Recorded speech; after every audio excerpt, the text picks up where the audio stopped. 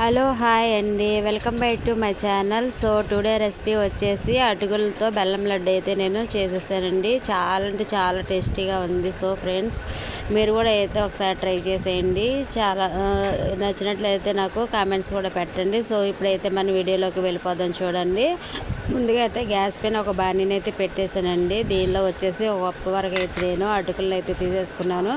అటుకులు అయితే చక్కగా ఇలా మెత్తగా పొడిగా అయ్యేంత వరకు అయితే వేయించేసుకొని వీటిని అయితే ఒక ప్లేట్లోకి అయితే తీసేసుకొని చల్లారనివ్వాలండి. అదే బాణీలో వచ్చేసి ఒక కప్పు వరకు అయితే పల్లీలు అయితే తీసేసుకున్నాను. ఈ పల్లీలు కూడా స్లో ఫ్లేమ్లో అయితే పెట్టేసుకోవాలి. ఇవి ఏగే లోపల అయితే ఒక మిక్సీ జార్లో ఒక కప్పు వరకు అయితే నేను పచ్చి కొబ్బరిని అయితే మిక్స్ చేసేసాను.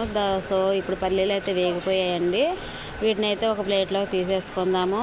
సో ఇప్పుడు అదే బాణీని అయితే క్లీన్ చేసేసుకొని 2 టేబుల్ స్పూన్ వరకు అయితే నేను నెయ్యిని అయితే యాడ్ చేసేసానండి. ఈ నేతిలో అయితే నేను పచ్చి కొబ్బరిని అయితే వేయించేసాను. సో ఇది కూడా రంగు మారేంత వరకు వేయించేసుకోవాలి.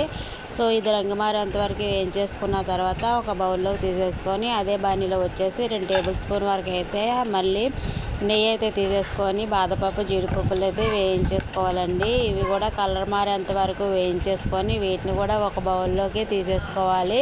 సో ఇప్పుడు ఒక మిక్సీ జార్ అయితే తీసేసుకొని అటుకులను అయితే మెత్తగా గ్రైండ్ చేసుకోవాలండి. చక్క మెత్తని పౌడర్ లాగా గ్రైండ్ చేసుకొని ఒక ప్లేట్లోకి తీసేసుకొని చల్లారనివ్వాలి.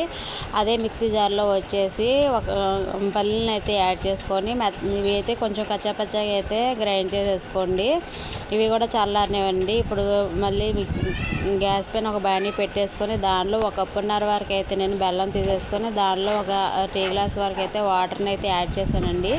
ఈ బెల్లాన్ని అయితే పూర్తిగా కరిగించుకుందాము. ఈ బెల్లం పూర్తిగా కరిగేంత లోపు అయితే మనము పక్కనైతే ఒక బాణీ అయితే పెట్టేసుకొని దానిలో 2 టేబుల్ స్పూన్ వరకు అయితే నేను తెల్ల నువ్వులను తీసుకొని వేయించేసుకున్నానండి. సో ఈ వేయించుకునే లోపు నాకైతే బెల్లం అయితే పూర్తిగా కరిగిపోయిందండి. సో దీనిలో ఇప్పుడు నేను కొబ్బరిని అయితే యాడ్ చేస్తున్నానండి.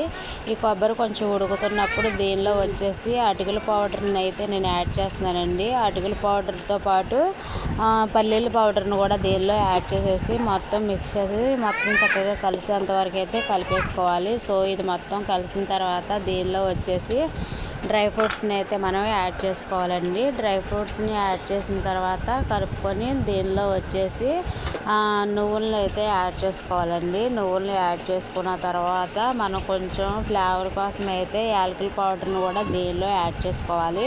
సో యాలకుల పౌడర్ని యాడ్ చేసిన తర్వాత మొత్తం చక్కగా కలిపేసుకొని గ్యాస్ ఆపేసి కొంచెం అయితే ఉండవుతుందో లేదో చూసుకొని గ్యాస్ అయితే ఆపేయాలండి. ఇది చల్లారిన తర్వాత చక్కగా చల్లారేంత వరకు పక్కన పెట్టేసుకొని వండలు చుట్టేసుకోవాలి. సో ఫ్రెండ్స్, ఇక్కడ నేనైతే వండలు చుట్టేసాను. చూడండి ఎంత చక్కగా అయితే వండవుతుందో. టేస్ట్ అయితే చాలా అంటే చాలా బాగుంటాయండి. ఒకసారి అయితే మీరు కూడా ట్రై చేసి నా కామెంట్స్లో అయితే తెలియచేయండి. చూసారు కదా, జ్యూసీగా ఉన్న అటుకుల బెల్లం లడ్డు అయితే నేను ప్రిపేర్ చేసేసానండి. వీడియోగా నచ్చినట్లయితే మీరు కూడా ఒకసారి ట్రై చేసి కామెంట్స్లో అయితే నాకు తప్పకుండా కామెంట్స్ చేయండి ట్రై చేసి. సో సబ్స్క్రైబ్ చేయడం మాత్రం మర్చిపోవద్దు. బాయ్.